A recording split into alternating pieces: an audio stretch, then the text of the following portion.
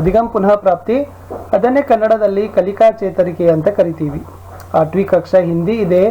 8ನೇ ತರಗತಿ ಹಿಂದಿಯಲ್ಲಿ सीखने के प्रतिफल 9, ಕಲಿಕಾ ಫಲ 9, ಗತಿವಿಧಿ 2ಕ್ಕೆ ಉತ್ತರ ಇದೆ. ಚಟುವಟಿಕೆ 2ರಲ್ಲಿರ್ತಕ್ಕಂಥ ಒಂದು ಪ್ರಶ್ನೆಗಳಿಗೆ ಉತ್ತರಗಳನ್ನು ನೋಡೋಣ. ಈ ಮೊದಲಿನ ಭಾಗಗಳ ವಿಡಿಯೋಗಳನ್ನು ನೋಡದೇ ಇದ್ರೆ ಈ ವಿಡಿಯೋದ ಡಿಸ್ಕ್ರಿಪ್ಷನ್ ಬಾಕ್ಸ್ನಲ್ಲಿ ತಮಗೆ 8ನೇ ತರಗತಿ ಹಿಂದಿ ಕಲಿಕಾ ಹಾಳೆಗಳ ಉತ್ತರಗಳು ಅಂತ ಒಂದು ಪ್ಲೇಲಿಸ್ಟ್ ಲಿಂಕ್ ಇದೆ, ಅದನ್ನು ಒತ್ತಿ ನೋಡ್ಬೋದು.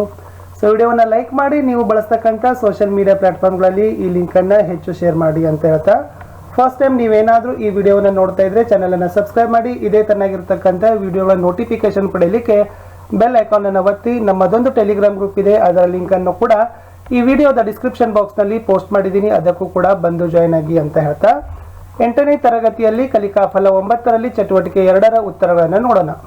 ವಿದ್ಯಾರ್ಥಿಗಳೇ, ತಾವೀಗಾಗಲೇ ಈ ಕಲಿಕಾ ಫಲವನ್ನು ಅರ್ತಿದ್ದೀರಿ. सीखने के प्रतिफल 9, दिए हुए लेख को पढ़कर वस्तुओं, व्यक्तियों और प्राणियों के नामों को समझेंगे. ಕೊಟ್ಟಿರ್ತಕ್ಕಂಥ ಲೇಖನವನ್ನು ಓದಿಕೊಂಡು ಅದರಲ್ಲಿರ್ತಕ್ಕಂಥ ವಸ್ತುಗಳನ್ನ, ವ್ಯಕ್ತಿಗಳನ್ನ ಮತ್ತು ಪ್ರಾಣಿಗಳ ಹೆಸರುಗಳನ್ನ ತಾವೇನ್ ಮಾಡ್ತೀರಪ್ಪ ಅಂದ್ರೆ ತಿಳ್ಕೊತೀರಿ ಅಂತಕ್ಕಂಥದ್ದು ಕಲಿಕಾ ಫಲ 9 ಇತ್ತು. ಗತಿವಿಧಿ 2, ಚಟುವಟಿಕೆ 2. ಸಂಜ್ಞಾ ವ್ಯಾಕರಣ ಇದಿರ್ತಕ್ಕಂಥದ್ದು. ಸಂಜ್ಞಾ ಅಂದ್ರೆ ನಾಮಪದ, ನೌನ್ ಅಂತೀವಿ. ಸೊ ವ್ಯಾಕರಣಕ್ಕೆ ಸಂಬಂಧಪಟ್ಟಂತೆ ಇದೆ. अभ्यास 9.4, नमूने के अनुसार वर्णों को जोड़कर शब्द बनाइए. ಇಲ್ಲಿ ಒಂದು ನಮೂನಾ ಕೊಟ್ಟಿದ್ದಾರೆ. ಅ ಜಮಾ ಮ ಜಮಾ ರ ಬರಾಬರ್ ಅಮರ ಅಂತ ಶಬ್ದ ಇದೆ. ಅದೇ ತರನಾಗಿ ಅ ಮ ರ, ಸೊ ಇದನ್ನು 3 ಜೋಡಿಸಿದಾಗ ಯಾವ ಶಬ್ದ ಆಯಿತು? ಅಮರ ಅಂತಕ್ಕಂಥದ್ದು ಆಯಿತು. ಈ ತರನಾಗಿ ವರ್ಣಗಳನ್ನ ಜೋಡಿಸಬೇಕು, ಶಬ್ದಗಳ ರಚನೆಯನ್ನ ಮಾಡಬೇಕು. 1ನೇದು ಮೋಹನ, 2ನೇದು ರಹಿಮ, 3ನೇದು ಗಮಲ, 4ನೇದು ದರ್ವಾಜ, 5ನೇದು ಬಕ್ರಿ, 6ನೇದು ಭಾಲು, 7ನೇದು ಸೇನಾ, 8 ಪೊಲೀಸ್, 9 ಬೀದರ್, 10 ಬೆಂಗಳೂರು ಅಂತಕ್ಕಂಥದ್ದು ಏನಿತ್ತಪ್ಪ ಅಂದರೆ ಸರಿಯಾಗಿರ್ತಕ್ಕಂಥ ಉತ್ತರ ಇತ್ತು. ಮೋಹನ, ರಹೀಮ, ಗಮ್ಲ, ದರ್ವಾಜ, ಬಕ್ರಿ, ಭಾಲು, ಸೇನಾ, ಪೊಲೀಸ್, ಬೀದರ್, ಬೆಂಗಳೂರು. 9.5ದಲ್ಲಿ ಏನಿದೆ ಅಂದರೆ ಕಹಾನಿ ಕೋ ಪಡ್ಕರ್ ಉಸ್ಕೆ ನಾಮೋ ಕಿ ಸೂಚಿ ತಯಾರ್ ಕರ್ಣ. ಇಲ್ಲಿ ಒಂದು ಕತೆ ಕೊಟ್ಟಿದ್ದಾರೆ, ಈ ಕಥೆಯನ್ನ ಓದಬೇಕು. ಇಲ್ಲಿರ್ತಕ್ಕಂಥ ಹೆಸರುಗಳ ಒಂದು ಏನ್ ಮಾಡ್ಬೇಕಪ್ಪ ಅಂದ್ರೆ ಸೂಚಿ ಅಂತಂದ್ರೆ ಒಂದು ಚಾರ್ಟ್ ಅನ್ನ, ತಕ್ತೆಯನ್ನ ತಾವೇನ್ ಮಾಡ್ಬೇಕಪ್ಪ ಅಂದ್ರೆ ರೆಡಿಯನ್ನ ಮಾಡಬೇಕು. ಕೋಷ್ಟಕ. ಕತೆ ಓದನ. राजू और संजू दोनों दोस्त थे.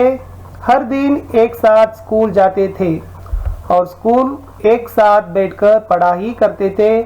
एक दिन स्कूल से घर आते समय सड़क पर एक सांप दिखाई दिया. सांप को देखते ही संजू राजू को अकेला छोड़कर भाग गया. राजू की मदद के लिए गोपाल दौड़कर आया. गोपाल को देखकर सांप चुपचाप वापस लौट गया. तब राजू को समझ में आया, बुरे वक्त में साथ देने वाला ही सच्चा मित्र होता है. ಇಲ್ಲಿ ಕ್ರಮ ಸಂಖ್ಯೆ ನಾಮೋ ಕಿ ಸೂಚಿ ಅಂದ್ರೆ ಹೆಸರಿನ ಪಟ್ಟಿ ಅಂತ ತಾವೇನ್ ಮಾಡ್ಬೇಕಪ್ಪ ಅಂದ್ರೆ ಬರಿಬೇಕು. ಈ ಕಥೆಯನ್ನ ಓದಿ ನಂತರ ಯಾವೆಲ್ಲ ಹೆಸರುಗಳು ಕಾಣ್ತಾವೆ ಅಂತಂದ್ರೆ ರಾಜು ಇದೆ, ಸಂಜು ಇದೆ, ಸ್ಕೂಲ್, ಸಾಂಪ್, ಗೋಪಾಲ್, ಇವೆಲ್ಲ ಏನಪ್ಪ ಅಂತಂದ್ರೆ ವ್ಯಕ್ತಿಗಳ, ವಸ್ತುಗಳ, ಅದನ್ನ ಸೂಚಿಸ್ತಕ್ಕಂಥ ಶಬ್ದಗಳು, ಅದನ್ನೇ ಸಂಜ್ಞಾ ಶಬ್ದಗಳು ಅಂತ ಕರಿತೀವಿ, ನಾಮಪದದ ಶಬ್ದಗಳು. 9.6ಗೆ ಹೋಗೋಣ. नीचे दिए गए वाक्यों में से संज्ञा शब्दों को रेखांकित करके लिखिए. ಈ ವಾಕ್ಯ ಕೊಟ್ಟಿದ್ದಾರೆ, ಯಾವ ವಾಕ್ಯದಲ್ಲಿ ನಾಮಪದಗಳಿದಾವೆ ಅನ್ನೋದನ್ನ ಗೆರೆ ಎಳೆದು ಬರೀರಿ ಅಂತ ಕೇಳಿದ್ದಾರೆ. 1ನೇದಿತ್ತು ಆಜ್ ಗಾಂವ್ ಸೆ ಮೇರೆ ದಾದಾಜಿ ಆ ರಹೆ ಹೈ ಅಂತ ಇದೆ. ಸೊ ಗಾಂವ್ ಮತ್ತು ದಾದಾ ಅಂತಕ್ಕಂಥದ್ದು ಸಂಜ್ಞಾ ಶಬ್ದ ಇತ್ತು, ಅಲ್ಲಿ ಗೆರೆ ಎಳೆದು ಬರಿಬೇಕು. 2ರಲ್ಲಿ ಮೇರಾ ಭಾಯಿ ಅಮೆರಿಕಾ ಮೇ ರಹತಾ ಹೇ, ಅಮೆರಿಕಾ ಅಂತಕ್ಕಂಥದ್ದು ಸರಿ ಉತ್ತರ.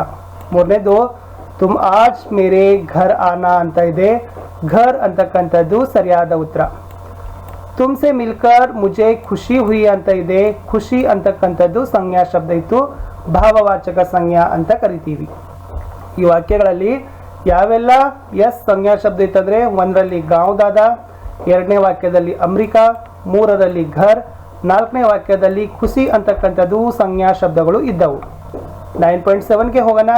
नीचे दिए शब्दों से एक एक वाक्य बनाइए. ಈ ಕೆಳಗೆ ಕೊಟ್ಟಿರ್ತಕ್ಕಂಥ ಶಬ್ದಗಳ ಸಹಾಯದಿಂದ ಒಂದೊಂದು ವಾಕ್ಯಗಳನ್ನು ತಾವೇನ್ ಮಾಡ್ಬೇಕಪ್ಪ ಅಂತಂದ್ರೆ ಬರೀಲಿಕ್ಕೆ ಹೇಳಿದ್ದಾರೆ. ಹಾತಿ ಇದೆ, ಹಾತಿ ಬಳಸಿ ಏನು ಬರಿಬಹುದು?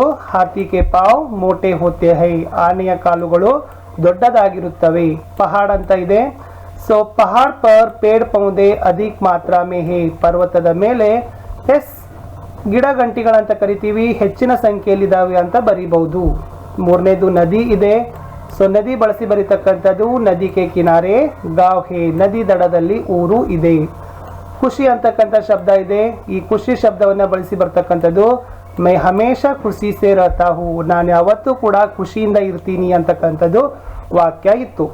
ಇನ್ನು ಕಡೆಯದಾಗಿರ್ತಕ್ಕಂಥದ್ದು ಅಭ್ಯಾಸ 9.8 ಇದೆ ವಿದ್ಯಾರ್ಥಿಗಳೇ. ಕಡೆಯ ಪ್ರಶ್ನೆಯ ಉತ್ತರವನ್ನು ನೋಡೋಕ್ಕಿಂತ ಮುಂಚೆ ದಯಮಾಡಿ ತಾವುಗಳು ಹೊಸಬರಾಗಿದ್ರೆ ಸಬ್ಸ್ಕ್ರೈಬ್ ಮಾಡಬೇಕು, ಬೆಲ್ ಐಕಾನ್ ಅನ್ನು ಒತ್ತಬೇಕು. ಹಿಂದಿ ಅಷ್ಟೇ ಅಲ್ಲದೆ 8ನೇ ತರಗತಿಯಲ್ಲಿ ನಾವು ಸಮಾಜ ವಿಜ್ಞಾನ ಮತ್ತು ವಿಜ್ಞಾನ ವಿಷಯದಲ್ಲಿ ಕೂಡ ಪ್ರಶ್ನೆಗಳಿಗೆ ಉತ್ತರಗಳನ್ನು ಹಾಕ್ತಾ ಇದ್ದೀವಿ. ಅವೆಲ್ಲ ವಿಡಿಯೋಗಳು ತುಂಬ ಇಂಪಾರ್ಟೆಂಟ್ ಇದ್ದಾವೆ, ತುಂಬಾನೇ ಇವು ಬೆನಿಫಿಟ್ ಆಗಿರ್ತಕ್ಕಂಥ ವಿಡಿಯೋಗಳಿದ್ದಾವೆ. ತಾವು ನೋಡಿದ ಮೇಲೆ ಏನು ಮಾಡಬೇಕಪ್ಪ ಅಂದರೆ ಶೇರ್ ಮಾಡಬೇಕು. ಓಕೆ, 9.8 ಅಲ್ಲಿ ಏನಿದೆ ಅಂದರೆ नीचे दिए गए खाली स्थान में दो दो संज्ञा शब्द लिखिए. ಈ ಕೆಳಗಡೆ ಕೊಟ್ಟಿರ್ತಕ್ಕಂಥ ಬಿಟ್ಟ ಜಾಗಗಳಲ್ಲಿ ಎರಡೆರಡು ನಾಮಪದಗಳನ್ನು ಬರೀಲಿಕ್ಕೆ ಹೇಳಿದ್ದಾರೆ. अपने दो मित्रों के नाम ಕೇಳಿದ್ದಾರೆ. ಮಿತ್ರ ಅಂದ್ರೆ ಗೆಳೆಯ, ಇಬ್ಬರು ಗೆಳೆಯರ ಹೆಸರುಗಳನ್ನು ಬರೀಬೇಕು, ರಾಜು ಸಂಜು.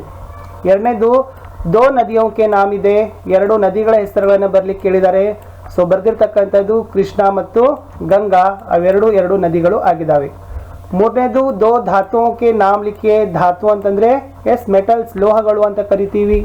ಎಸ್ ಸೋನಾ ಮತ್ತು ಲೋಹ ಅಂತ ಎರಡನ್ನ ನಾವು ಏನು ಮಾಡ್ಬೋದಪ್ಪ ಅಂತಂದ್ರೆ ಧಾತುಗಳು ಆಗಿದ್ದಾವೆ. ನೆಕ್ಸ್ಟ್ ಕಡೆಗಿತ್ತು ದೋ ಪ್ರಾಣಿयों के नाम ಇದೆ, ಎರಡು ಪ್ರಾಣಿಗಳ ಹೆಸರುಗಳನ್ನು ಬರಲಿಕ್ಕೆ ಕೇಳಿದ್ದಾರೆ.